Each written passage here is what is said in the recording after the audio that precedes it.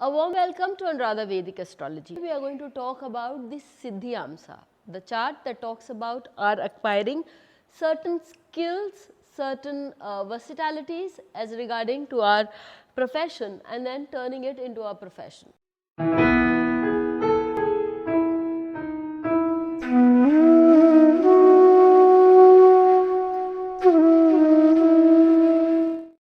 But before we begin, a big thanks to all of you for liking, sharing and subscribing to our YouTube and Spotify channels and writing in your comments and suggestions there.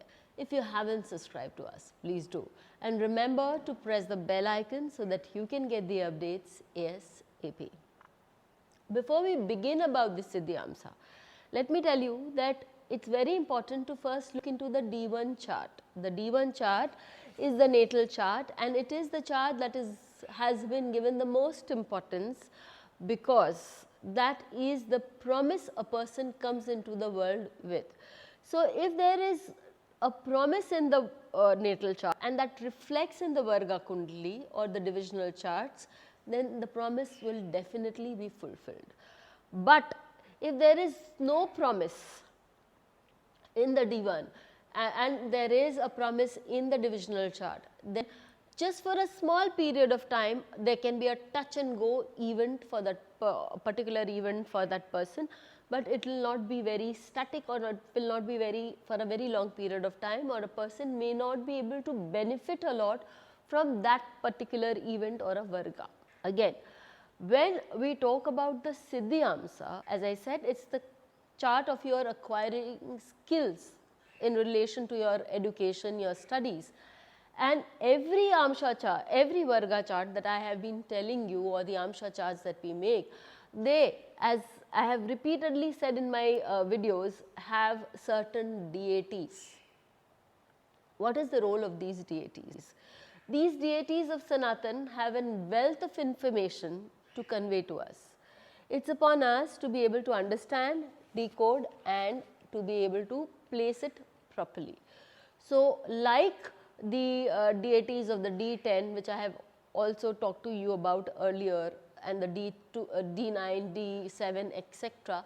There are deities which rule the D24 also, like Madan, Skand, then we have Bhallav, or we have Rishabdhwaj, Parshudhar. So, we have a lot of deities in the D24 also, which help us understand the D24 better. Having said all this, now I want you to understand that the Dasha period is also a very important factor. The Dasha will also define how your mind is moving in a particular direction.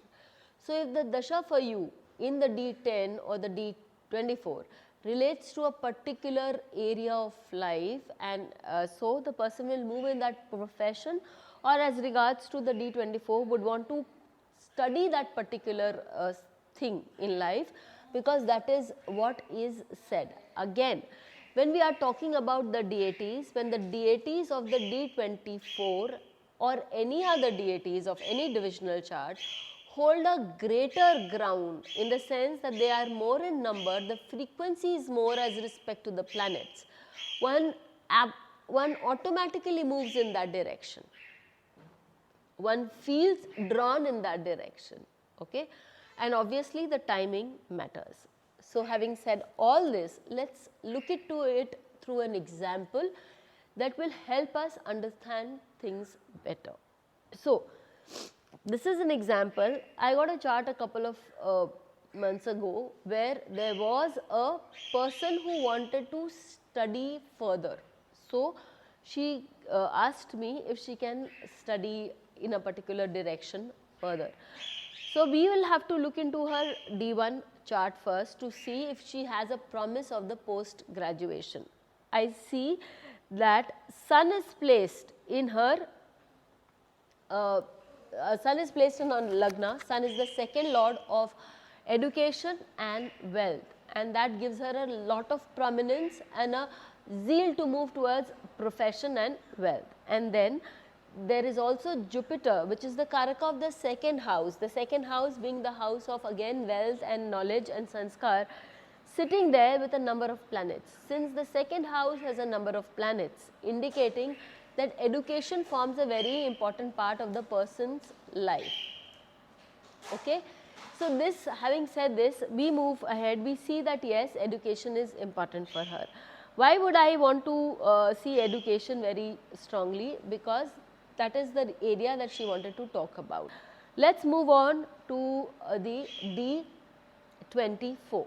As we move on to the D24, I have to tell you that the Dasha running for her was Saturn Dasha, with now the Sun Antardasha being very strong. So, that is the reason we have to look into the Sun placement in the D24 chart, because that will tell us whether at this moment she would be able to go ahead and study or not.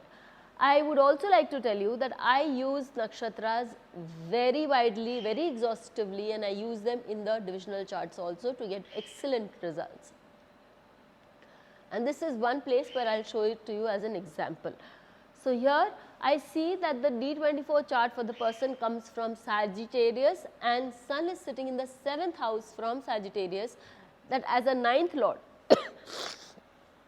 sorry, as a 9th lord. The 9th lord we all know talk about higher education, and Sun as a 9th lord is sitting in the 7th house, saying directly aspecting the Lagna of the D24. That means it has a connect with the Lagna.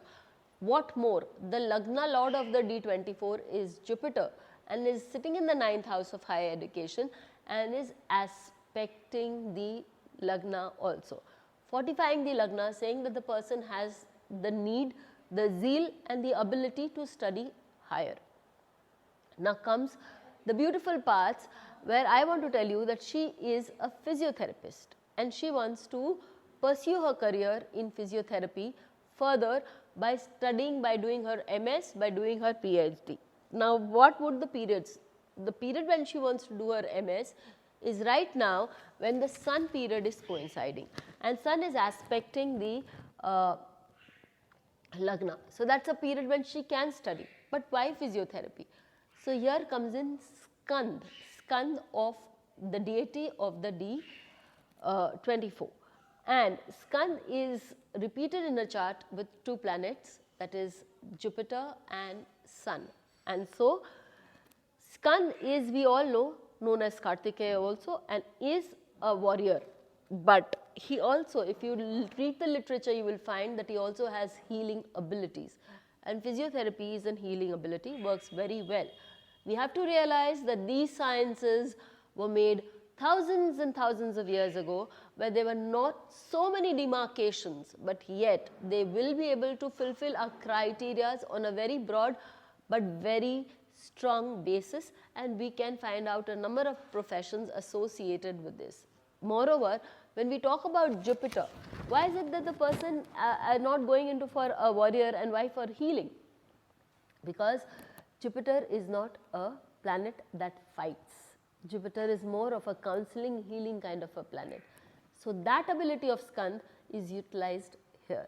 Now let us look into the nakshatra part of the thing. As you see that the Sun is placed in 3 degree in Gemini, that is Mrigasira, and Mrigasira is a nakshatra that has an ability to produce good medicinal values. So again, moving into a physiotherapy or a medicinal area is good. When you move into, when you look into Jupiter, Jupiter again is placed in the 8th house, in the 9th house in Magha nakshatra. Just so that you know, when her Jupiter Antardasha would turn up, that is the time that she had, without knowing, she had fixed for her PhD. Why so? Because then she would need a period of 2 years for work experience also, and that would help her to complete her PhD with ease. And as it coincides with the Skand and the Magha nakshatra, she would definitely get admission in a good hospital or a good university, from where things would become very easy for her. Understanding Devatas, the Nakshatras and the divisional Amsha rulers gives us great insight, great ease at prediction. Till we meet with you again, stay safe. Thank you. Please hit the bell icon for fresh updates. Don't forget to like, share and comment on the videos, and please subscribe to our channel.